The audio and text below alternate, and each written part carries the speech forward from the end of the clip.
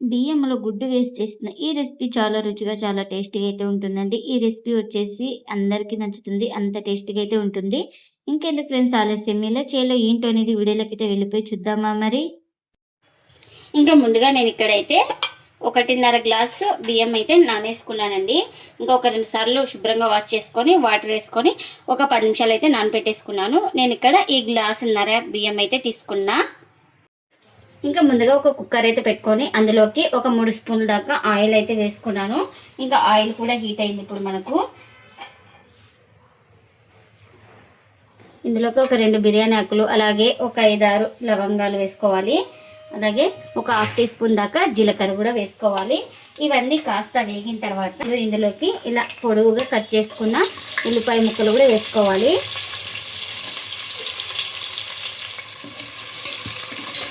ఇంకా మనకు ఈ ఉల్లిపాయ ముక్కలు గోల్డెన్ కలర్ వచ్చే వరకు అయితే బాగా ఫ్రై చేసుకోవాలి. ఇంకా ఇప్పుడు దీంట్లోనే కాస్త కరివేపాకును కూడా వేస్తున్నాను. ఇంకా మనకు ఆనియన్స్ త్వరగా మగ్గడానికి ఇంకా కాస్త సాల్ట్ అయితే వేసుకున్నాను.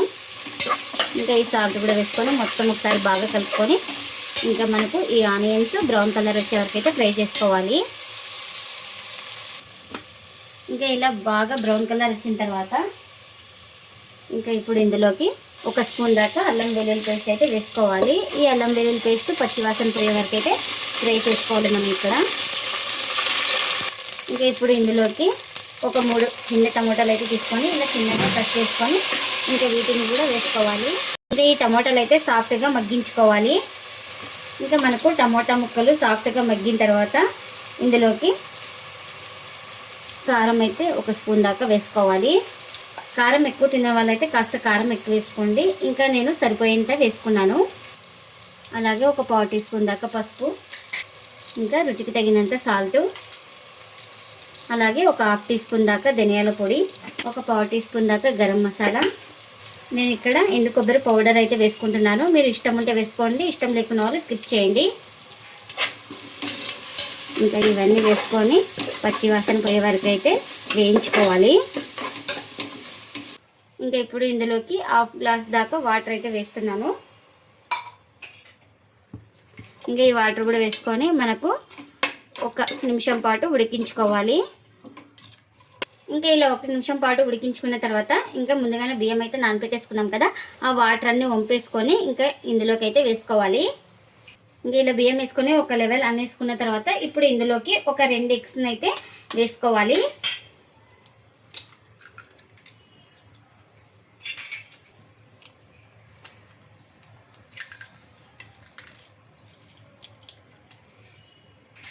ఇంకా ఇలా 2 ఎగ్స్ వేసుకున్న తర్వాత ఇలా మొత్తం కలిపేసుకోవాలి.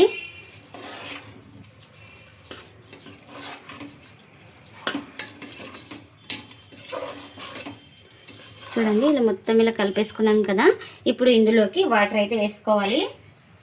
ఇంకా ముందుగా నేను 1/2 గ్లాస్ అయితే వాటర్ అయితే వేసుకున్నాను కదా, ఇంకా 1.5 గ్లాస్కి 2.5 గ్లాసులు వాటర్ అయితే వేసుకుంటున్నాను. ఇలా వేసుకుంటే మనకు పొడి పొడిగా వస్తుంది రైస్ అనేది. వాటర్ ఎక్కువ వేసుకుంటే ముద్దలాగా అయిపోతుంది. ఇంకా ఈ వాటర్ కూడా వేసుకొని ఒకసారి మొత్తం ఇలా బాగా కలిపేసుకుందాం. మీరు సాల్ట్ ఏమైనా తక్కువ అనిపిస్తే సాల్ట్ చెక్ చేసుకొని వేసుకోండి. ఇంకా ఇప్పుడు ఇందులోకి ఇలా చిన్నగా పొడవుగా కట్ చేసుకున్న మిర్చి అయితే వేసుకోవాలి. ఒక 3 దాకా కట్ చేసి వేసుకున్నాను. అలాగే ఇందులోకి కాస్త పుదీనా కూడా వేసుకోవాలి. ఇప్పుడు కాస్త కొత్తిమీర కూడా వేసుకోవాలి. ఇంక ఇవన్నీ వేసుకొని మొత్తం ఇలా ఒకసారి బాగా కలిపేసుకుందాం. ఇప్పుడు కుక్కర్ మూత అయితే పెట్టేస్తున్నాను. ఇలా పెట్టుకొని ఒక 2 విజిల్స్ అయితే రానివ్వాలి. మనం విజిల్స్ హై ఫ్లేమ్లోనే పెట్టుకొని ఒక 2 విజిల్స్ వచ్చే వరకు అయితే ఉడికించుకోవాలి.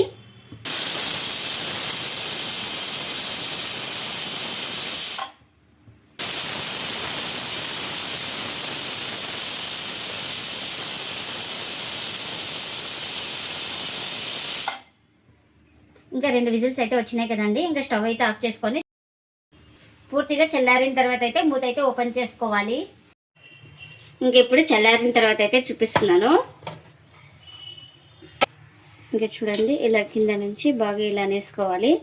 చూడండి అన్నం కూడా ఎంత బాగా ఉడికిందో. చాలా పొడి పొడి వచ్చింది. రైస్ అయితే మనకు చాలా టేస్టీగా అయితే ఉంటుందండి. ఇలా బియ్యంలోకి ఎగ్ వేసి చేసిన కొత్త రెసిపీ చాలా టేస్టీగా అయితే ఉంటుంది. మీరు కూడా తప్పకుండా ఒకసారి ట్రై చేయండి. ఇంకెప్పుడు దీన్ని ప్లేట్లకి అయితే సర్వ్ చేసుకుందాం. బియ్యంలోకి ఎగ్ వేసి చేసిన ఈ రెసిపీ చాలా రుచిగా చాలా టేస్టీగా అయితే ఉంటుందండి. ఈ రెసిపీ వచ్చేసి ఇంట్లో వాళ్ళందరికీ నచ్చుతుంది. అంత టేస్టీగా అయితే ఉంటుంది. మనం ఎప్పుడు కావాలన్నా ఇలా చేసుకుంటే చాలా టేస్టీగా అయితే ఉంటుంది. మనం ఎప్పుడు కావాలంటే అప్పుడు చాలా ఈజీగా చేసుకోవచ్చు. పిల్లల లంచ్ బాక్స్ కూడా చేసేయచ్చండి. చాలా టేస్టీగా అయితే ఉంటుంది. చాలా త్వరగా కూడా అయిపోతుంది ఈ రెసిపీ వచ్చేసి. మీరు కూడా తప్పకుండా ఒకసారి ఇలా ట్రై చేసి మీకు ఎలా వచ్చిందో కామెంట్ అయితే చేయండి ఫ్రెండ్స్. ఇదండి ఇవాల్టి వీడియో. ఈ వీడియో కనుక నచ్చితే ప్లీజ్ లైక్ చేయండి, షేర్ చేయండి, కామెంట్ చేయండి. అలాగే లైక్ చేసి సపోర్ట్ చేయండి friends. Thanks for watching. Bye bye.